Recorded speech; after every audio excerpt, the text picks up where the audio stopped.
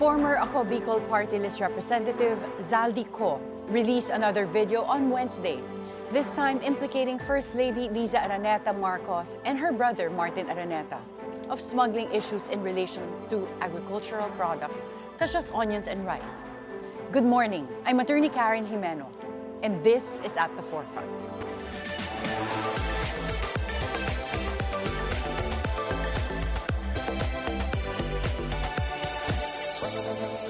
There seems to be no end to the word war between the President Ferdinand Marcos Jr. and former lawmaker Zaldi Co. PBBM has accused the camp of Zaldi Co. of trying to blackmail him. Cos Camp allegedly told the palace they will stop releasing damning videos if authorities will not cancel his passport. But PBBM said he does not negotiate with criminals. Meanwhile, Co's latest video also implicates the First Lady and her brother, Martin Araneta. But are these videos working to taint the reputation of the President? To answer this question and more, we will be speaking with Professor and political analyst Malu Tiquilla. Good morning, Professor Malu. Good morning, Attorney Jimeno, and good morning to all your televiewers. Let's start with the latest video release of Congressman Zaldi Co just yesterday, wherein he said that First Lady Liza Araneta Marcos and her brother Martin Araneta are involved in smuggling issues, being involved with rice importers, and Martin Araneta being involved in onion smuggling. Zaldi Co has also implicated President Bongbong Marcos himself and his son, Congressman Sandro Marcos.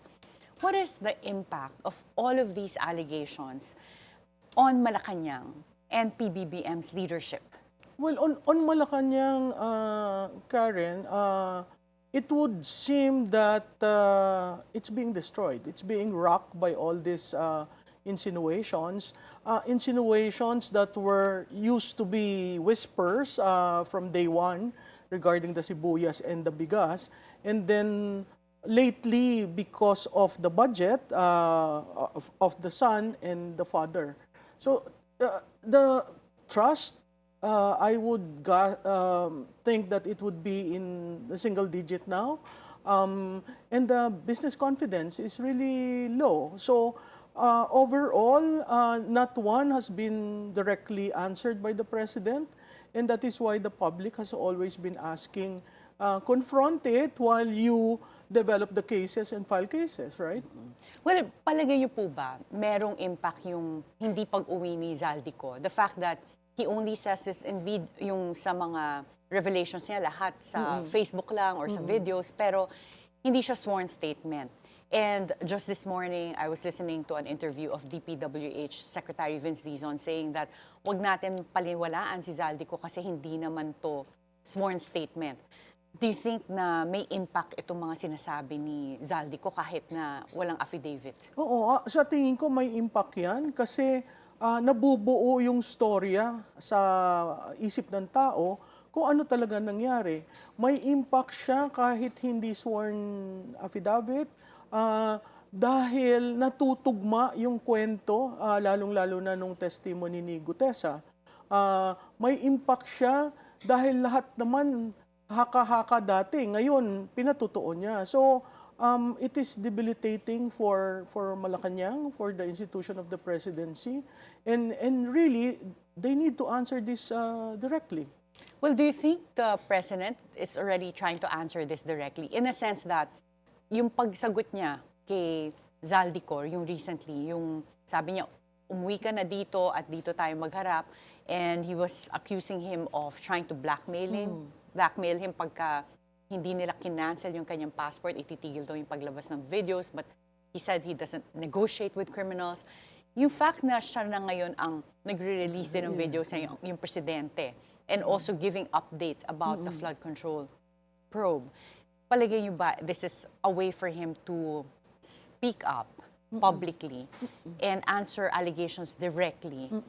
Or is this showing na medyo nag-worry na sila or they're getting desperate as well with all the issues that are coming up? Well, Karen, looks like may worry na. The fact na nagpalit yung process nila ng communication at ang presidente na mismo ang humaharap at nag-explain on anything to do with the Mahiya Naman Kayo campaign. Unang-una, yung hindi nila gustong pabalikin si Congressman Ko kasi nung una pa lang may calls na ang public na i-cancel na ang passport. Pero ngayon nagpakatotoo siya at naglalabas ng mga kung ano-ano, doon nakakagulat. Tuwing release niya, may bagong elemento doon sa syndicate na nangyayari sa pamahalaan. Doon nakakagulat kasi hindi mo alam kung saan babagsak. That's why early on I was saying he should come out with the full narrative so that the public is not held hostage with whatever narrative he wants to do. And we have at a certain point we have to be cognizant of the impact on institutions. We do not want the institution of the presidency to collapse. We do not want the institution of Congress to collapse. So all this add up to that. That's why I keep saying the president should be forthright. The Speaker Martin Romualdez should directly respond to the issues. And certainly we would want closure on these things because it's been what? Since July? Yes, since July. Oo. This is terrible for anyone in the bureaucracy, for any ordinary employee in the bureaucracy. The whole bureaucracy grinds to a halt because if I move and I decide, baka bumalik sa akin. So you see certain agencies just, floating and not really acting on their mandates. Okay, but when you think of how this all started, nag-start nga siya sa, sabi mo nga, July, sa SONA, na Mahiya Naman Kayo. But I've had people asking me, what is the end game to all of this, Attorney Karen? Kasi nalilito rin sila. Ang iniisip nga nila, kung wala talagang kinalaman ang presidente, then it wouldn't come from him, yung statement na Mahiya Naman Kayo. But now, if his name is being implicated, including his family members, then what was his plan from the start? That's what I said, I think, in one of the shows here, that it was not well thought of. The campaign of Mahiya Naman Kayo was just an afterthought, thinking that I can disassociate myself from the mess. But right now we see his name is being implicated on a daily basis. On every release of Congressman Ko, he is being dragged down, and there are no exit plans. I don't think the president even thought of, it will blow in his face and it will blow on the family, on the first family. So, napakahirap yung sitwasyon na hindi mo sasagutin. Yung ayaw mong sagutin dahil hindi sworn statement. So, sabihin mo yung totoo. How do you control the narrative? You control the narrative by telling the truth. And that's the only thing that people would want to see and hear. Unfortunately, we are being given a runaround and all things are being thrown at the window without the president saying, ano ba talaga ang totoo? If Zaldico does come home, do you think he'll get a fair trial and he will be secured? Well, I hope he will get a fair trial. Being secured is another thing. So I doubt Kasi very kung marami much. siyang alam, di ba? Oo, I doubt very much if he will come home. Kasi mukhang dala niya lahat yung records niya, yung documents niya to be able to release tables and all these names, the page of the GAB. It's like he has all the armaments to put down this administration. Unfortunately, he is one who benefited from it. I don't see in his daily novela that sabi niya wala siya natanggap. Nobody would believe that, Yeah, right? that's true. So kay Congressman Ko, oo, tumira ka, pero sabihin mo rin talaga ano naging parte mo. Kasi parang hugas kamay rin eh. So lahat ng Pilipino nagtataka, bilyon-bilyon hugas kamay. So Oo, at medyo merong may problema. mga na-discover na mga helicopters and planes that are Yes, either yes. linked to him or that he uses, but are in Yes. the name of his company. PBBM reports that the Anti-Money Laundering Council has ordered the freezing of more assets of Zaldico. And this includes 2 helicopters and an airplane. DPWH has already recommended the charges be filed against former Speaker Martin Romualdez. Do you think that the AMLC will eventually also freeze assets of Speaker Martin Romualdez? I hope so, Karen, because you have to be fair. You cannot be, siding with one just because he is the first cousin. But still, it takes time for them to move on the former speaker. Yun ang hindi ko maintindihan. When you look at things in the House of Representatives, nobody moves there unless blessed by the speaker. Nobody goes beyond their jurisdiction in terms of committee unless ordered by the speaker. So I don't know why he is being treated that way. Probably he might have a role later on in this striptease that, we might be surprised if the speaker then says, you were involved. Kung ma-filean siya ng kaso, do you think there will come a point where he will point to the president himself should there be an involvement of the president? I think that's part of the backroom negotiations happening as we talk. There are certain politicians who do not want their names included. There are certain politicians, contractors, who is questioning ICI and in the jurisdiction of ICI. So mahaba-haba pa ito. Pero hanggang saan? Meanwhile, balik tayo sa bansa natin. The economy is being trashed. The economy is in the doldrums. We are not getting the kind of economic traction that we want so we can develop as a nation. Well, since pinag-usapan na natin, nabanggit nyo na po yung economy natin, when PBBM ran in 2022, one of his campaign slogans was, Pilipinas, babangon muli. Our stock market had the worst performance this year. The peso exchange rate is at an all-time low and investments are down. So parang kabaliktaran ng babangon tayo muli. Do you think the government has a game plan to improve the economy of the Philippines? And do you think this new revamped economic team will do a better job? But before you answer this question, we'll have to take a short break. At the Forefront, we'll be right back.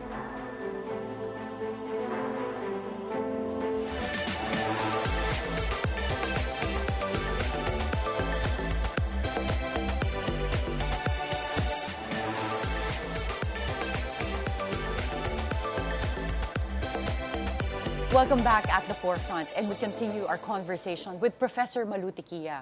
Professor Malu, when President Bongbong Marcos ran in 2022, one of his campaign slogans was, babangon muli. Pero ngayon, we've had the worst performance of our stock market this year. The peso exchange rate is at an all-time low, and our investments are also down. So parang kabaliktaran siya ng babangon muli. Do you think that the President has a game plan to make the Philippine economy recover? And do you think that this revamped economic team will do a better job? Well, I hope he has a plan, but I don't see the fourth quarter being different from the third quarter. I think this will continue. And usually, pag first quarter, galit ang mga Pilipino dahil walang pera. Di ba? Nanggaling ka sa gastos, wala kang pera, magbabayad ka ng tax. That first quarter is critical. A good sign is the appointment of Secretary Frederick Go. But the first move, which was to cancel all LOA, was applauded by the business sector. So, but I don't know if he has the patience to deal with the issues of the economy. Ang very problematic in the series of factors that you mentioned was capital formation. We're negative. Why are we negative in capital formation? For the simple reason that there is no pump-priming of the economy. There are no infra projects. There are no BB, Build Better More. So yung babangon muli, sa tingin ko, siguro ang default nun, nalugmok ang Pilipinas, kaya babangon muli. Pero ngayon, mas lalo tayo nalugmok after 3 years. Yung ating GDP, we're like 4%, which is like not planned because originally, this was below the projections. 5%, di ba? 5.5. So, paano mo aayusin yan kung ang problema ay business confidence? Yung confidence, nanggagaling yun sa tiwala. Naniniwala ka ba sa leader? At kung naniniwala ka, sige mag-i-invest ako, sige gagastos ako, sige mag-i-expand ako. Even domestic businessmen, they're not expanding, they're just waiting. Kaya nga ang parating sabi, Malu, saan tayo dadalhin? Sabi ko, sir, hindi ko alam. Kasi we don't see any plan. So pag ganun nga, well, we have another rally upcoming in November 30. So for foreign investors, I know that's always a cause for concern na lagi na lang may rally, and so the perception is there's really a Unstable. lot of instability in the country. Well, yung call for resignation, dati si Professor Froilan Calilong said that here, sinabi niya sa at the forefront, in case President Bongbong Marcos resigns and Vice President Sara succeeds, this would allow us to test her leadership for 2 years. And so by 2028, there would be a more even playing field That's among right. candidates for the presidential elections. What are your thoughts on this? That's right. No. Again, we go back. If the president, there are 4 grounds: resignation, incapacity, removal, Removal from office, and, that would be an impeachment. the health. Oo. So apat yan. If the president resigns, under our Constitution, it is the obligation of any vice president to be prepared. Ang hindi ko maintindihan dito, why are they now calling for the resignation of the vice president? Our Constitution says she assumes in case of those 4. Now, yes, the Constitution talks about you can call for both to resign, but there is no succession law yet. The Constitution has been there since 1987, and there were some who filed, but nobody really mustered enough support to make it a Republic Act. Yeah, well, there are groups that are calling for the resignation of both Both. the president and the vice president, and to have a transition council instead. What are your thoughts on that idea? My problem with the Transition Council is who appoints? Who tells them that you're only good for 30 days, 60 days, 90 days? That will add up to the instability that you were saying. When you see rallies, and I think there'll be more rallies after November 30, that's actually a recipe for investors to hold back and say, what is happening in the Philippines? Can we do this? And in 2026, we're chairing ASEAN. So how would this play around these things? And then there is that talk about diplomacy and, the position taken by the vice president. I think it's quite clear that we are in a multipolar world, and siding with one or the other doesn't work for the Philippines. So babalik ulit tayo dun sa, kung ikaw ang nahalal na vice presidente, respetuhin mo yun kasi kasama dun sa pagtakbo nilang dalawa is the ability to govern and the mandate or the responsibility or the obligation of the vice president to be prepared. Now that the vice president says, if it happens, I am ready. And all vice presidents should be like that. Undersecretary Claire Castro, in response to what Vice President Sara Duterte said na she's ready should the president resign, said that based on that statement, si Vice President Sara is a political destabilizer. Ano po yung comment niyo? Hindi naman yung political destabilization kasi hindi naman siya nagsabi na, umalis ka na dyan, ako na ang papalit, o mag-resign ka na. Wala. In fact, she was quiet. And she, you have a vice president who's very hesitant to be president, slide down to vice president, hesitant to say anything. Si former President Gloria Macapagal Arroyo is one of the presidents that was able to succeed through the resignation of her predecessor. And ang perception ng mga tao, close si PGMA kay Vice President Sara. Where is PGMA in all of this? We haven't seen her or heard from her in a while. I think that's the recognition of the strength and the capability of the former vice president to be mixing and sensing people. It's quite clear that she is very much interested in this country. That's why she's still in the public office. And she wants a smooth transition. If ever something happens, we follow the Constitution. Unless we declare the Constitution to be null and void, and we work on the junta or transition. But Are you in favor of that? Kasi No, si I'm not. DILG Secretary John Vic Remulla said that they have identified several personalities involved in efforts to destabilize the ito naman si administration Secretary John through Vic. a military junta daw. Oo. Mahirap naman yan. Mahirap yung military junta. At saka yung sinasabi na magsalita ka lang na resign is already destabilization. I think it takes more than saying resign to be known as a destabilization agent against this administration. So I think government should be very careful because you're already crossing the freedom of speech of everyone. I might call the president, resign, but that doesn't mean I want him to, the administration to fall. We just want a resolution of these things. We cannot afford to be floating and not knowing where we're going. Everyone wants to know, pwede ba ayusin nyo na? Kung sino yung kailangang ikulong nyo, and let's go on with our life. Kasi kailangan nating, kailangan natin individually to help out in this country to make sure that the economy doesn't fall. Yeah. Well, lastly, we're out of time, Professor Malu.